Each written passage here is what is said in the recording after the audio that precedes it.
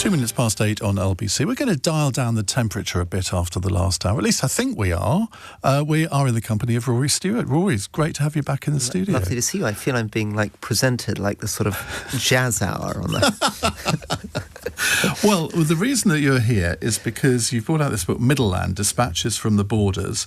I said earlier that I thought it was almost a tribute to rural Britain, and you were an MP for Penrith, it was called Penrith and the Borders, wasn't it, for 10 years.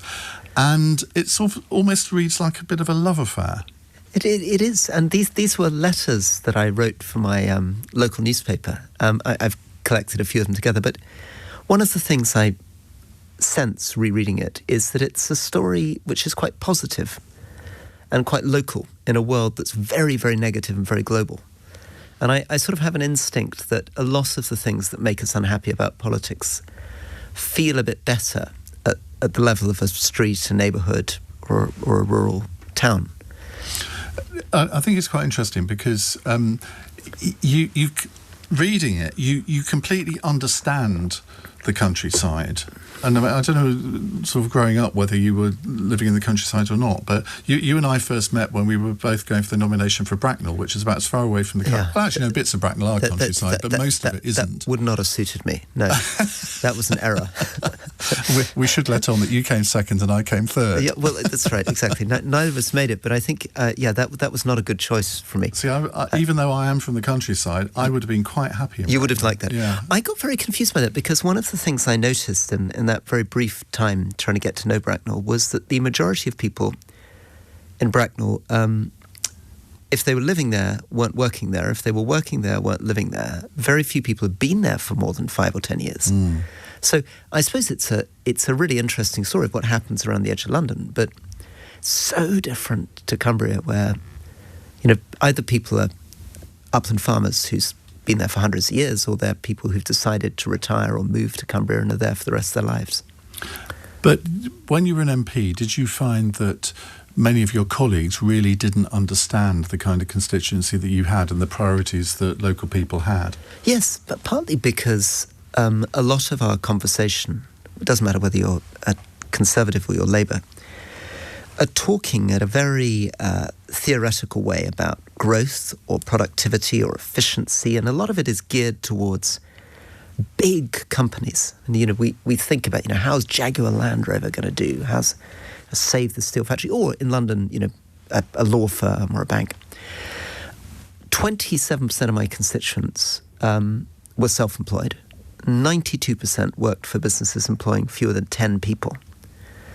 And so even understanding what people do, the Cumbria County Council didn't even have data on what most people were doing. Every door you knocked on was a surprise. One door maybe it'd be a retired farmer. The next door it could be somebody who's a telecoms consultant in Dubai. The third door, they're an aromatherapist or a Buddhist meditation instructor. The door after that, they're volunteering in mountain rescue and making chutney. I mean, it's a whole bit of Britain, which I think is actually we don't talk about enough. I think a lot of Britain is doing small micro businesses. Yeah, and it's a bit of Britain that doesn't shout loud enough because it hasn't got a sort of collective voice, has it? And they don't have trade unions, and they don't, it's not, and obviously they don't have industry associations. I mean, but they are the people, you and I both come from the centre-right of politics. They are people who are crushed by regulations, red tape, unnecessary tax, and basically, without putting too fine a point on it, there's a lot of complexities, there's a lot of good things government did in Cumbria, but many people basically wanted to be left alone to get on with their lives, and they generally found the government was getting in the way. See, here is a typical view that I think is from somebody, it's from Exeter, Keith, who just by these, 10 words, just displays a total misunderstanding of the countryside. He says, understanding the countryside, does that mean Rory enjoys killing animals too? Right. How interesting. And that's also interesting because Exeter, in a funny way, has become very urban. I was talking to someone from Exeter yesterday who says he's moved from London and almost everybody around him, he feels like he's still living in Hackney. It's about partly understanding humans in the landscape. One of the problems with the way that the countryside's portrayed is it's portrayed as a sort of pristine wilderness. And we forget that actually it's been cultivated for 5,000 years. That all the trees we see were planted by somebody, carefully planted, and had to be protected when they were young. They're not natural growth, because otherwise the deer would have wiped them out. That we're in a world where small farmers are keeping the roads open. It's their kids that are going to the local school. But this thing's very difficult to explain. It's difficult to explain to far-right Tories who think the market should drive everything and therefore there shouldn't be any subsidies for farmers, and the left, who are generally pretty urban and don't have much sympathy for rural life. And yet there are now 100 Labour MPs that represent rural constituencies, and we saw yesterday one of them had the whip withdrawn because he had the temerity to vote against the farmers' inheritance tax. Exactly, who is a Cumbrian MP from my constituency. Dale Campbell Savers' his son, and I'm very proud of him. I mean, not from my party, but he's standing up for Cumbrian farmers.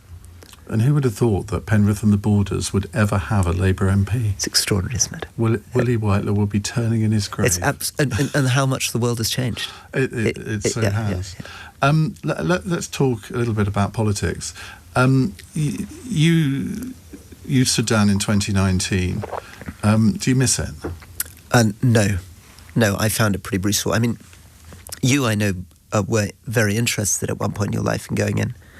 I wonder what you would have felt. I felt after 10 years. So I was actually had lunch with a colleague today, a member of Parliament, who was talking about, why did you leave and protest against Boris and Brexit? And I, for the first time, realised that in some way, actually my anger against Boris was quite helpful for me, because I was so angry with politics in general that I was quite grateful to have a great cause to go out on. But so there's no aspect of it that you missed that would actually make you think, well, maybe at some point, if circumstances were right, I might go back into it. I used to be sort of coy about that question. I think I'm now increasingly clear in my mind. I don't like it. I used to sort of be flattered into it, and people would say it, and I thought, I'd leave the options open. At one point, I thought very seriously about running to be a mayor in Cumbria, because I do love Cumbria. That makes sense to me. I thought about running to be mayor in London, because I think devolved, local, more granular politics is more meaningful to me than Parliament. But the honest truth is, it is brutal. And I feel a bit like sometimes I don't know whether you've interviewed social workers or probation officers who go in very idealistic, and then after about 10 years they're just exhausted. And people say to them, yeah, but you're doing such great work. It's thank goodness for you. Got to keep going. We need people like you. And they're just like, thank you. This is enough already.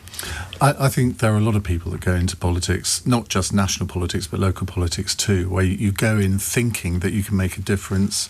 And in many ways you can. You are in a position. I mean, sometimes people say to me, oh, you've got far more influence doing what you do than a backbencher has.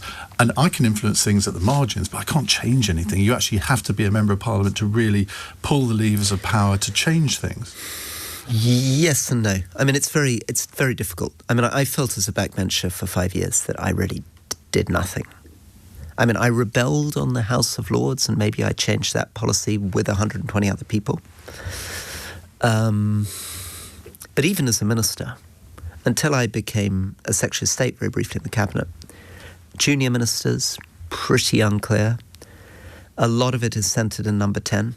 I mean, there's a lot of your time is spent thinking... Even more so now, I think. Yeah, and even more so now. And if I think about the things that book's about, the things I really cared about, where I felt I could make a difference. And I remember I was the Minister for the Environment and Rural Affairs, so I'm responsible basically for the lives of people in my constituency. And I remember my wife saying to me one day, I was saying, it's so tragic, all these farms are closing, the dry stone walls are crumbling, the wilderness is taking over. And she said, for goodness sake, you're the minister. Can't you do something about it? Have you ever read Chris Mullin's diaries? He was, for our listeners, he was a Labour MP, considered quite left-wing, but Tony Blair put him in his government, and he was a minister, I think, variously I think he was in the Foreign Office at one point, and was it the Department of Transport, Environment, something like that.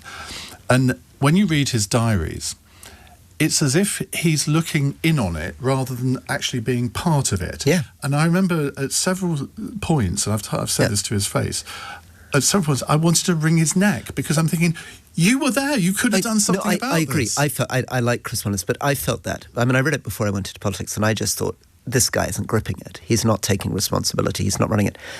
But now, I'm much more sympathetic towards him. I can now understand.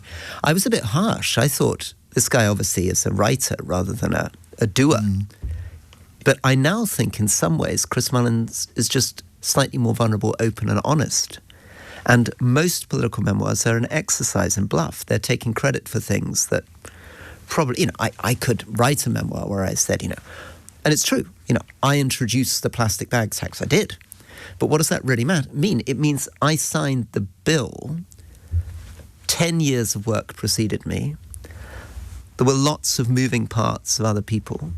I could say I brought down violence in prisons, but what does that really mean? It wasn't me that brought down violence in prisons. It's prison officers and prison governors who brought down violence in prisons. So this question of certain people at certain moments, particularly when they're Prime Minister or Chancellor, can genuinely say, if you're Margaret Thatcher, if you're Tony Blair, maybe even if you're George Osborne, you can say, yeah, I really did that.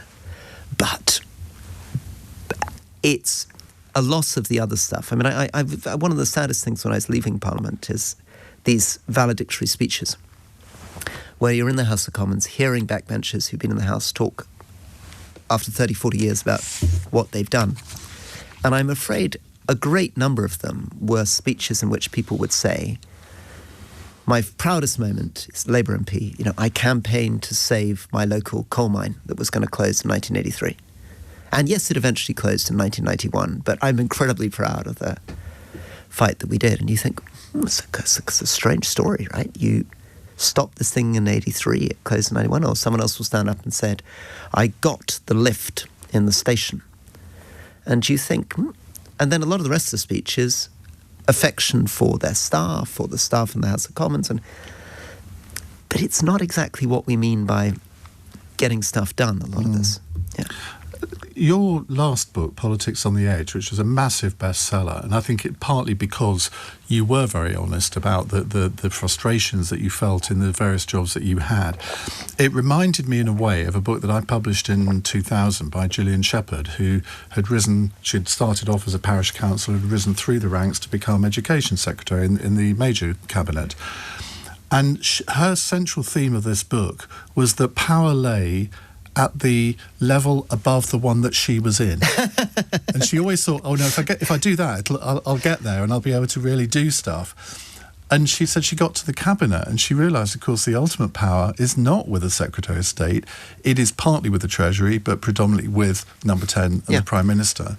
And that's exactly how you felt, exactly wasn't it? How I feel. And it's very interesting, as you say, that you published a book that was saying this so long ago, because she was, as you say, a minister in sort of 90... It was called Shepherd's Watch, which was a book title I was very proud of. That's very good. It's lovely. Very, very good. Shepherds wash their socks by night. Exactly. Yeah. But no, as you say, 30 years ago she's making this point. And of course it's got worse. Because actually, in many ways, John Major and Margaret Thatcher were still running quite traditional first among equal cabinets with big beasts who could make decisions. Once Blair came in, and my friend Alistair Campbell, it became very centralised on that famous sofa. Yeah. And by the time you were through to, this government we have now, Keir Starmer, or indeed, to be honest, most of the Conservative governments I served in, they copied Tony Blair. They inherited that system. They were not awfully interested in kind of empowering the junior minister to do stuff. It was the grid, the Number 10 message. And the problem with that is that government, to work well, involves doing thousands of little things. But if you centralise it all, you end up with them saying the story of the week is this. This week we're doing free school meals. Next week we're doing waiting lists in hospitals. And if you're coming and saying, actually, there's a really good opportunity for us to plant 100 million more trees in Britain, and I could do it and it won't cost very much and I can work with the farmers to do it. The answer is, well, that's not on the grid.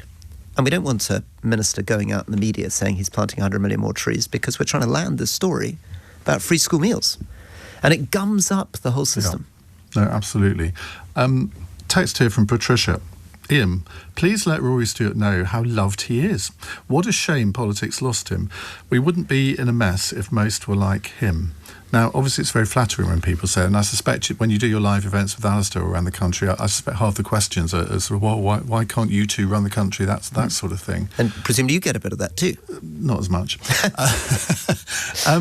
But does that not sort of make you think, well, should I really sit this out? Should I not? Look, the country needs good people in Parliament, and at the moment, there are good people in Parliament, but there are far too many that possibly aren't there for the right reasons, or actually haven't got the vision, the capability of running things. Yes, firstly, I'm very grateful, but I think it's also important to understand that politics is about a lot more than whatever this kind listener thinks I've got. And there are certain political skills I don't really have. I'm not particularly good at the media management side of it. I don't have very kind of party political instincts. I haven't been a member of the Conservative Party now for 6 years. Right? I'm very much an independent. And a lot of the business of politics is about... Do you still describe yourself as a Conservative? I'm on that side of the spectrum. I don't know whether that's a small C or a medium-sized C. I believe in business. I believe in a small state. I believe in trying to keep taxation under control. I think that entrepreneurs are what generate wealth. I think the problem with this government, I'm afraid, is that they're not great on growth and business. But in many other ways, I think, like many people in the country, my heart is with the Labour Party, my head is with the Conservatives. Well, we'll talk a little bit about your very successful podcast in a moment, your partnership with Alistair Campbell, which I think is, everyone has been impressed by the success of that. Many have tried to imitate it. And we'll Famously, we imitated you. We stole your formula. Well, you did, but I wasn't going to mention that. No, anyway, we'll also take calls. 0345 6060 973. We've got a really good question on AI here. I know that's something that you're really interested in, so we'll come to those as well. You're listening to LBC. 21 minutes past 8. Rory Stewart is with me in the studio this hour. We'll come to some of your calls and questions to him in a few moments' time. If you want to watch us, you can do so on Global Player, the LBC app, or the LBC YouTube channel. Rory, let's talk about The Rest is Politics, the podcast you do with Alistair Campbell, who is probably still, even all these years after the famous Iraq War Committee, he's still one of the most divisive people in politics. I've always really liked Alistair, got on with him, and he's been on this programme quite often. Did you, when you started the podcast, were you nervous that the relationship wouldn't work? Because you're two very, very different people. We're very different, and I was nervous. And there were people who were friends of mine who told me not to do it. I've learnt so much from him about his energy and drive.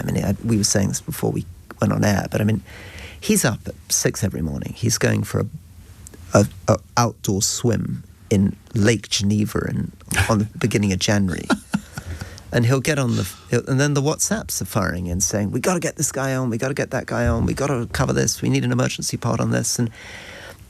And I was saying that one of the things I've learned from him is that he just makes decisions very fast and he wants everything to happen yesterday. You also said another advantage is he knows what he wants, which is something this government, I'm afraid, is slightly lacking. I think they probably would be better off. It would be slightly destructive to my podcast, but if they brought in Alistair to run their stuff. Do you know, even if they asked him now, I don't think he would do it, because I think he I know him reasonably well, but just sort of looking in from the outside as well, I think he enjoys his life now. Right. In a way that I'm not sure he would if he went back in. I think he'd be very tempted. I think if they offered it, yeah. I think he a bit like we were talking Smell about. The grease paint. He probably thinks, in the end, if he really wants to make a difference. And he's just so frustrated. You can pick up, he's just like, what are they doing? But you see, what is the story? Where's the argument? He'd never go in the House of Lords because he just opposes the House of Lords. But if he did, he would be a brilliant minister because he knows how to pull the levers of government, which most of them haven't got a clue how to do. Yeah, exactly. And it's a great trick. Now, some people say, which is usually a euphemism for saying I think, some people say that you agree with Alistair far too much. Probably true, or at least maybe I'm not, maybe I'm too polite on the podcast when I disagree with him and I don't make it obvious enough. I mean, let's give an example of somewhere I disagree with him. I think Ed Miliband's energy policy does not make any sense. I think that this race for net zero is going to be incredibly expensive, damaging to the British economy, and not actually help with global warming. Alistair passionately believes that net zero target is the answer and it mustn't be deviated from by a microsecond. I basically think, and we had this out over the budget, my sense is he thinks that the only thing, very revealing, I said, yes, this terrible budget. And he said, well, I don't know why everyone's being so negative. She managed to get it done without alienating the Labour backbenchers and without scaring the bond markets. And I just said, that's your problem, right there. I mean, that is not a budget, right? Furthermore, I think he thinks, and I try to have this argument out with him, that provided you don't scare the bond markets, you just keep spending on welfare, health, education, everything, provided you can keep borrowing money to do it. There's no limit to how much he would increase the size of the government and spend. And I think that's, again, somewhere where I should probably be bolder about explaining why I disagree with him on that, why I think we need a private sector, why I think the government can't afford to grow too big, why competing with America and China requires a much, much more nimble entrepreneurial state. I often listen to your leading episodes where you interview leading politicians or personalities from around the world, and you really get into the core of issues. And you've interviewed some people that, frankly, I'd never heard of, like the president of Cyprus. And I thought that was an absolutely fascinating interview. And I learn a lot from those. But the series you did with Michael Gove, I mean, you got quite antsy with him, didn't you? I did. Do you? Yes. Yeah. I mean, it's very enjoyable listening. I'm very fond of Michael, but I was trying to get into a couple of things. One is that he was an incredibly effective minister in his own department. Like him or hate him, he knew what he wanted to do, and he really knew how to drive things through. But the thing that drove me up the wall is he would also interfere in everybody else's department. So I was talking about plastic bag tax. I'm trying to take through a national litter strategy. I don't know what he was. He was the chief whip or he was the education minister. And he's trying to get into my department. The only person around the cabinet table doing that, trying to... And did David Cameron give him licence to do that, do you think? No, I think Cameron got pretty irritated by it too. And now Michael, to be fair, has a theory, which is in cabinet government, that means that you have to take an interest in everybody else's department. But the problem with it, I think, is it's the classic problem of the kind of clever, Oxford-educated amateur, which is you believe that you have something to say about everything and you don't need to know anything about it. It just doesn't... You should be a radio host. It just didn't occur to him that there are 25 departments, 100 ministers. It's possible I know more about what I'm working on morning, noon and night than he does as the education secretary. And I just find that sort of disturbing. I also find, I mean, the other thing that... But part of your job is to convince all of your colleagues that you are on the right path, surely. Yes, but I also think that one of the things that went wrong in the Cameron government is this general idea that the amateur can just come in and you don't need to know anything. I mean, I remember an amazing standoff for the defence secretary. I'd spent 3 years living in Afghanistan and I'd written books about Afghanistan, and I'd come into the House of Commons and I very naively thought the fact that I'd spoke diary, written books about it, would mean that people would be interested in my views on Afghanistan. So I go in to see the defence secretary. He's just been appointed. Never been to Afghanistan in his life. He sits down and he says, OK, look, I've got 7 minutes. What is it you wanted to say? I'm like, oh... Is this Liam Fox? No, it wasn't Liam Fox. Philip Hammond. I'm not going to go there. Well, it must be Philip Hammond. So I'm just like, OK, I don't know, what am I going to say in 7 minutes? So I said, OK, I think the big thing to understand is Helmand province, where Britain is fighting, is only 3% of the population and about 5% of the landmass of Afghanistan. And he said 4%.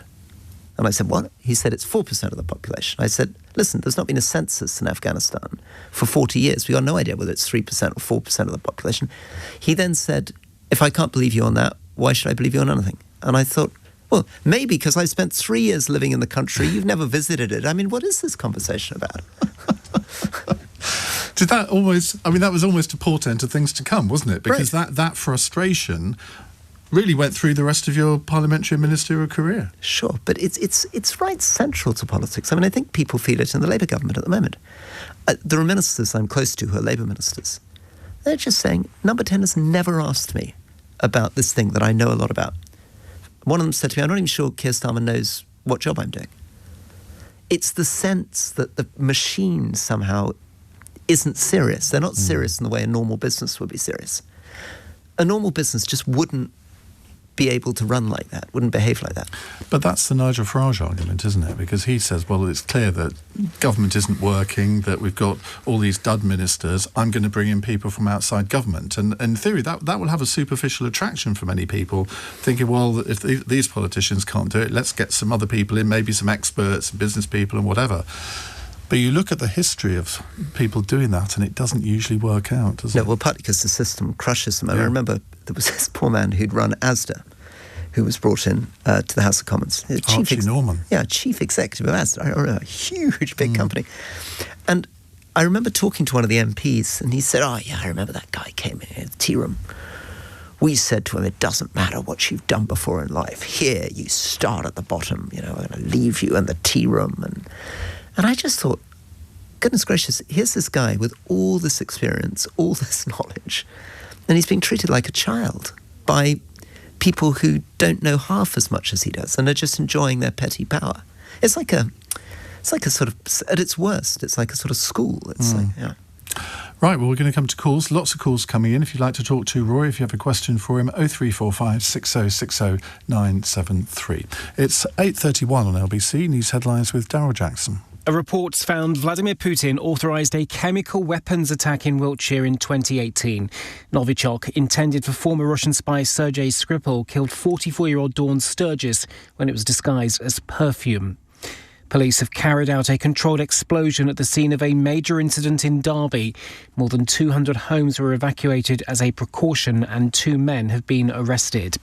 And the Health Secretary has announced an independent review into rising demand for mental health, ADHD and autism services in England. It'll examine the support on offer as well as look at claims of a crisis in overdiagnosis. LBC weather, lingering spells of rain in the north tonight, clear and dry further south with patchy rain by Iain Dale. Call 0345 6060 973. Text 84850. Alexa, send a comment to LBC. 8:33. Rory Stewart is here. I haven't brandished his book in front of the camera yet, so it's about time I did that. It's called Middle Land. I suspect it's going to be in a lot of people's Christmas stockings, Rory. It should. I hope it'll work for Christmas because it's a series of very short pieces. Each one's just a page and a half long, so you can read it on the loo. I was going to say, you're going to describe it as a loo book in a minute. Exactly, yeah, exactly. Now, Sue says, good to hear a couple of calm, precise voices. Well, I'll tell you, Sue, you should listen to Roy's and Alistair's interview with Michael Gove when they get onto the Middle East. He wasn't so calm then, I can tell you. Right, Matt is in Thames Ditton. Hello, Matt. What would you like to say? Hi, Ian. Hi, Rory. As I say, I'm a bit of a fan, Rory. I was stranded on an island in Madagascar a couple of years ago, and luckily I downloaded your book, Between the Places. And if anyone's not read it, it's an astonishing read. But to my question, I'm interested to know what you think about UBI, and as I personally feel, it's the only answer to the problems that AI is going to create for us in the very near future.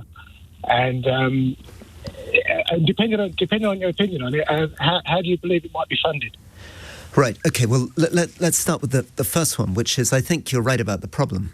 If AI turns out to be even half of what people are predicting in the next 1 to 2 years, in other words, if AI turns out to be able to do better than humans in almost every task, and the improvement in these models has been exponential, unbelievable. I mean, these models are much better than they were 2 years ago. Yeah. There will be a lot of job losses, huge number of job losses. Now, we don't know how to quantify that. Some people are suggesting 20-30% of the entire jobs in the UK could be replaced quite quickly. Do you know what all the big companies that do the university milk round, this year, the jobs on offer, 33% fewer than last year. Wow. I mean, that's frightening, That's a very isn't it? striking statistic, isn't it? Yeah, very striking. And in a way, we're in an impossible situation in Britain, because if we don't roll AI through our companies because we're trying to protect jobs, we'll lose to global competition. Some law firm in China or the US relying on AI will hoover up all the business that are done by our people. So that's a problem, big problem.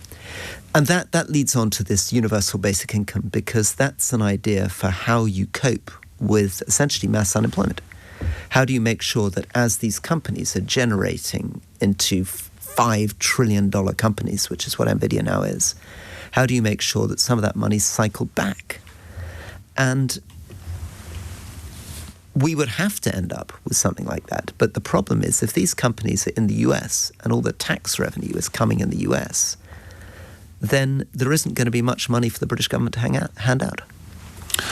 And universal basic income, I mean, that is a subject which has been much discussed over the last few years. It has been tried, I think, in Finland and one or two other places, but they haven't continued with it. I mean, on the face of it, I hadn't thought of this before Matt said it, but that's the only situation where I can see that it might be required. Yeah, I think so. I mean, I'm a real believer in it, in cash payments for extreme poverty. I mean, and I'm not talking about places like Britain, I'm talking about places like Uganda or Kenya, where incredible studies, where literally giving cash to people actually achieves far more than any other development program imaginable, because they're inventive and smart, and they put the money to work, and their health improves, and their education improves. And so I'm a real believer in cash handouts. One-time cash handouts. I remember you did an episode of the podcast on this, and when you first started talking about it, I was thinking, this is crackers. And then by the end of it, you'd got me completely convinced. Oh, good. I should try it again. Matt, thank you for that. Let's go to James in Ayr. Hello, James. Hello, Ian. Mr. Stewart, it's really nice to speak to you. I like listening to what you have to say, because it's honest and it's open. My question kind of relates to the use of public services, particularly education, but other services. Most people's experience of accessing public services is directly related to the quality of the person that they're dealing with. This is not said often enough. And what I'm disturbed about is, what's the connection between a politician who's in charge of a department and the quality of the people who are dealing at the coalface with people? And it goes further than that. Actually, I'm starting to think, what are politicians for? And I think that this is also reflected in the sort of turnouts we're now seeing in the general election. So this is kind of an open question to you, Mr. Stewart, and maybe you'd like to comment on that. Yeah, I think it's a very good point. So I saw this most directly as a prisons minister, which is to say, what really happens in a prison is to do with the prison officer and the governor. And you could go round, I'd visit a different prison every week, and you could see two prisons with the same budget and the same building and the same staff, and one of them would be much, much better than the other. And one of the problems as a minister is it's very difficult working out what you can really do to improve the quality of people. You're not a manager in that sense. You pass laws, you approve budgets. I want to say that one thing I feel we're all missing is training. The first bit that gets cut in all these departments is training. And I believe it's actually really is possible to take ordinary people and make them exceptional with the right kind of support and training. And I would love to see us think more seriously about how we build a better civil service. The future of Britain doesn't lie with the ministers, the politicians. They come, they go. It lies with the quality of our civil servants. We're not investing in them, and we're not training in them, and nobody wants to talk about it because it's a very unfashionable subject. Who cares, in an election about the fact that I'm trying to make the civil service better in 10 years' time than it is today? But that, in the end, is the key. But the private sector has this as well, doesn't it? Because there are many, say, utility companies that most householders find incredibly frustrating to deal with. And then along comes a company like Octopus Energy, which actually understands customer service. They answer the phone within 3 rings. You get to somebody who speaks English. Whenever I say that, I sort of think, I'm going to get slagged off for that. And they're helpful, and they come back to you when they say they're going to come back to you. You think, well, if Octopus Energy can do this, why can't all the others? Yeah. There must be some lessons that people can learn from people who do it well. Absolutely. And I think... I'm not paid by Octopus Energy, by the way. I just think they're a brilliant company. But you're right. And there are many other... Dialer Flight, for example, again, agrees to pick up in 3 rings, a travel agency, and people love it. My bank, weirdly, will take phone calls, which is quite unusual.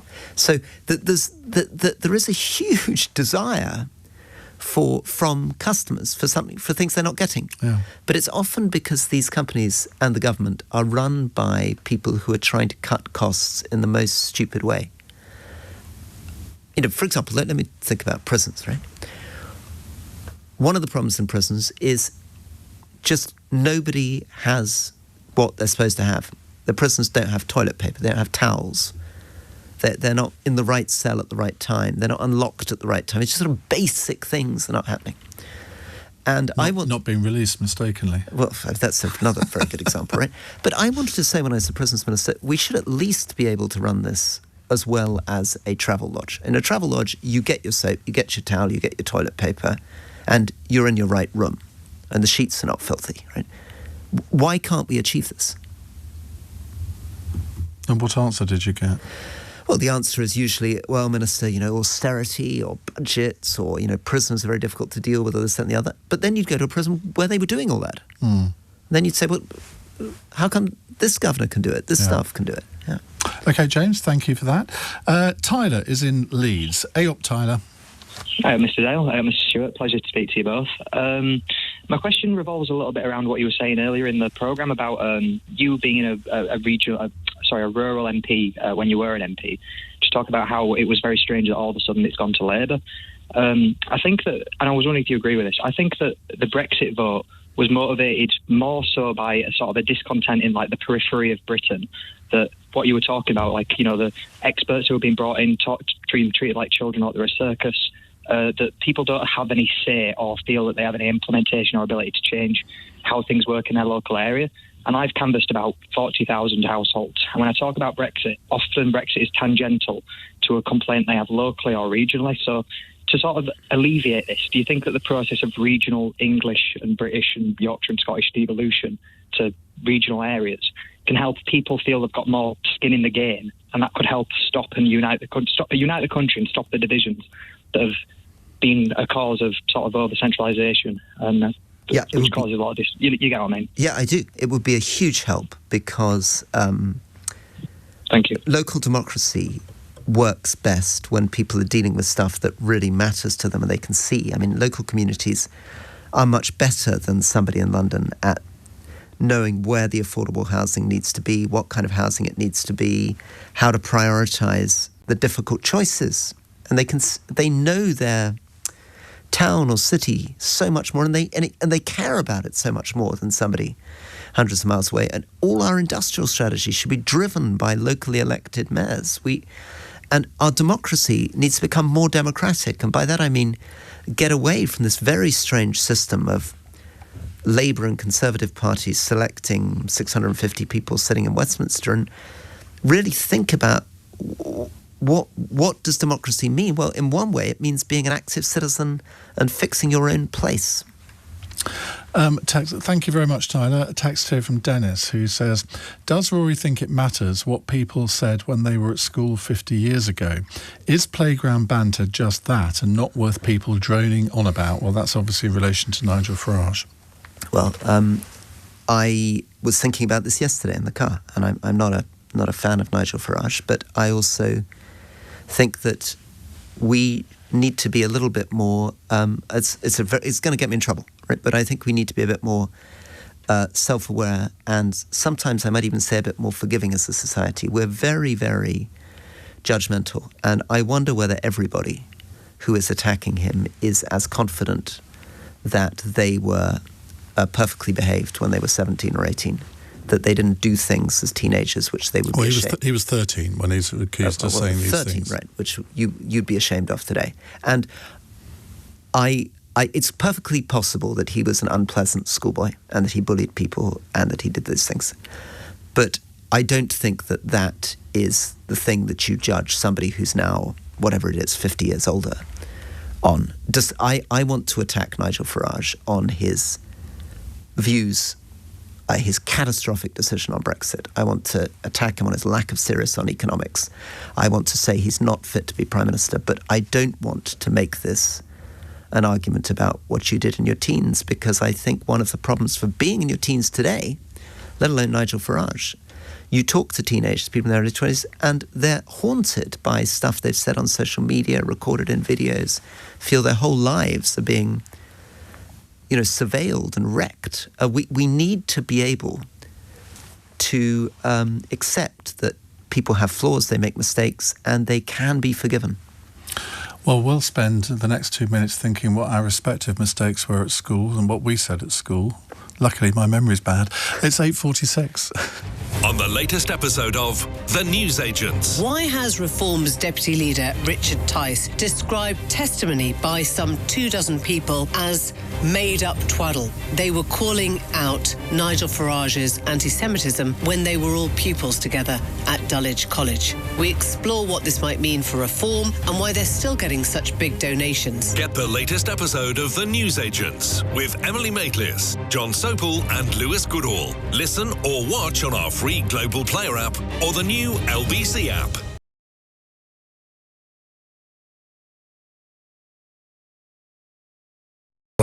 Iain Dale on LBC. Text 84850.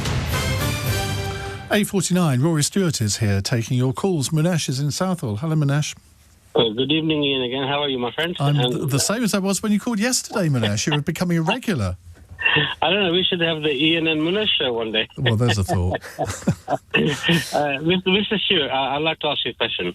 What do you think, what's the chances of having socialism coming back in this modern-day capitalist society? Is there any room for it? And if so, can you show us some examples of how you think it can work? Because obviously this government doesn't seem to have a clue of how to do it.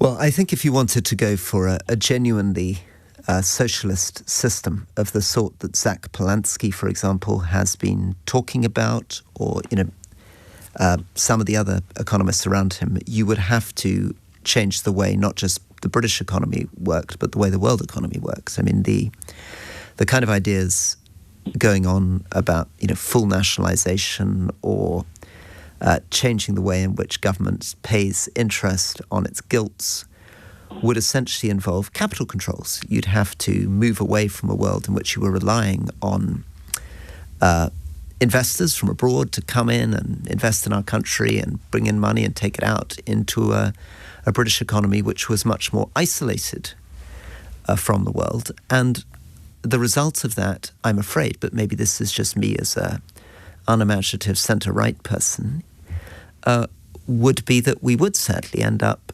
becoming much poorer. We wouldn't have the kind of economic growth that we've come to depend on. So, but am I picking up, Munesh, that you are a fervent socialist and that you're frustrated by the lack of left-wing action? In which case, Zach Polanski's your man. No, not at all. I would say I was a staunch Labour supporter up until, when COVID happened, and then everything turned around, and then I became a bit more conservative. And it's just like when things didn't happen under the Conservatives, I thought Labour had a point here. And it's like now it's a crisscross. And I'm just wondering that maybe we should have a cross-party conversation somewhere where instead of having short-termism, where people just elect to do something for the next 5 years at the expense of what's happening at a loss for the next 20 years, maybe that's, in my opinion, I think that's where we're going wrong. Munesh, I think the key example to this, which is worth really pushing and campaigning for, is around adult social care. We built a National Health Service. We never worked out how to really provide decent support for the frail and poorer elderly in our society. And that's something that would need money, it would need cross-party consensus, it would need a 10, 20-year plan. And I think that's exactly the kind of thing we should be doing cross-party. But we were doing it in about 2009 and nothing happened. Also, Theresa May, bless her, tried to bring through policies on adult social care, which were then torpedoed by Jeremy Corbyn. Well, yeah, she didn't. Wasn't that what she brought up during the election campaign? Yeah, and none of her own supporters knew that she was about That's to the do one. it. Yes, Manesh, thank you. Hassan's in Westminster. Hello, Hassan.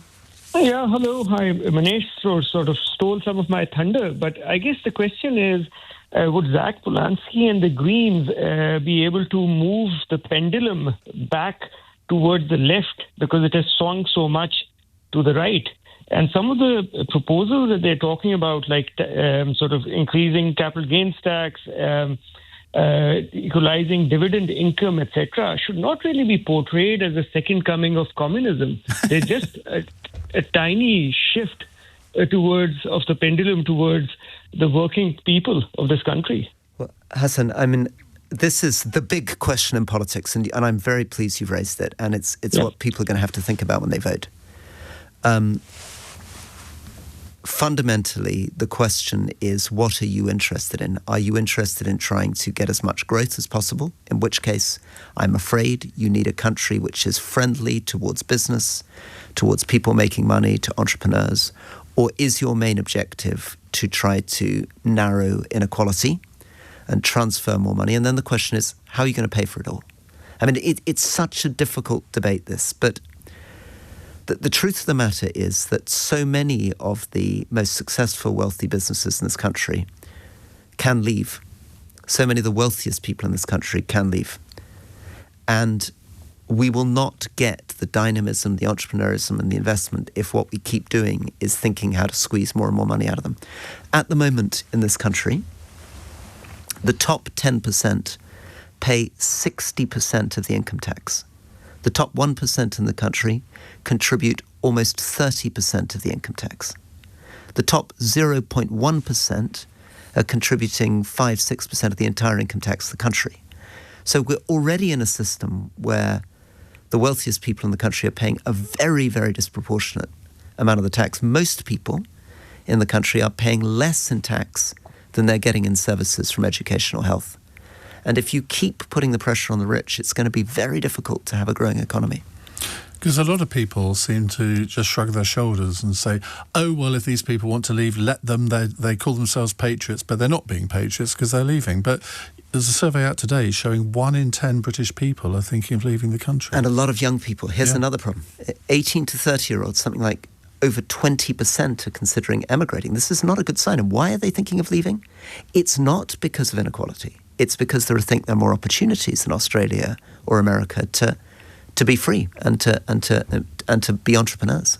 Hassan, thank you. Daniel is in Preston. Daniel, go ahead. Hello, Iain. Hello, Rory.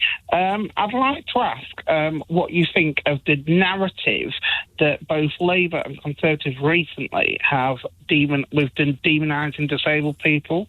I was a Conservative councillor up until 2023, and they've just so disenfranchised me, both parties. I'm not happy. I'm sorry to hear that. Listen, I think one of the saddest and stupidest and most awful thing in politics is when we start demonising anybody from any group. Disabled people, increasingly Muslims are getting demonised. This is a society in which we are founded on the dignity of people, on people's rights, their equality. And yes, of course, we have problems with our finances. It's going to be difficult to pay for all the things that we want to pay for unless we can grow our economy. But that is no reason not to treat people with dignity and respect. Thank you very much, Daniel. Right, this is probably the final call from Ravi in Isleworth. Hello, Ravi. Hello, Rory. You are my hero, my friend. Rory, would you agree with me that whatever Trump says, I think it's just laughable? I've just seen the news conference in New Delhi. Putin and Modi have have had a very good conversation, and they're continuing to buy oil. And whatever these sanctions happening in Europe, it's just a waste of time, because the Russians are enjoying holidays in Dubai, in India, and in Sri Lanka. How would he tackle the next move forward in terms of solving the war? Because Trump's a failure, we all know that. Well, he's a laughingstock.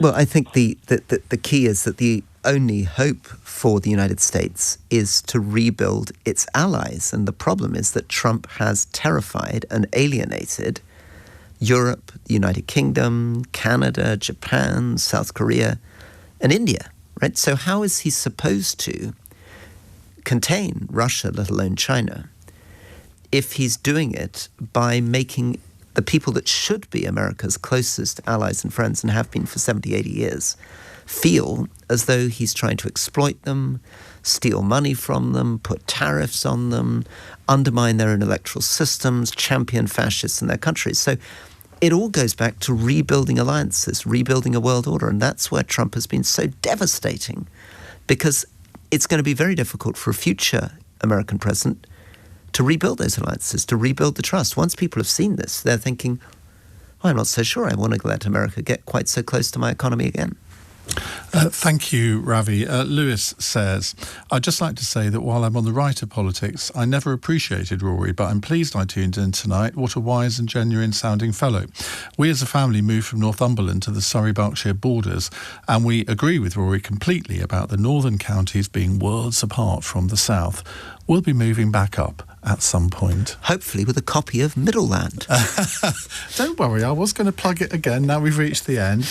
It's called Middleland Dispatches from the Borders. Would grace any self-respecting Christmas stocking. Rory, great to see you again. Thank you very much for coming in. Thank you, Ian, very much. Good luck with the podcast and all your other endeavours.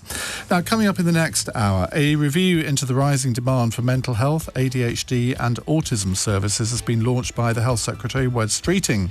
The independent review will look at rates of diagnosis and the support offered to people. Mr. Streeting said the issue needs to be looked at through a strictly clinical lens after he claimed in March that there'd been an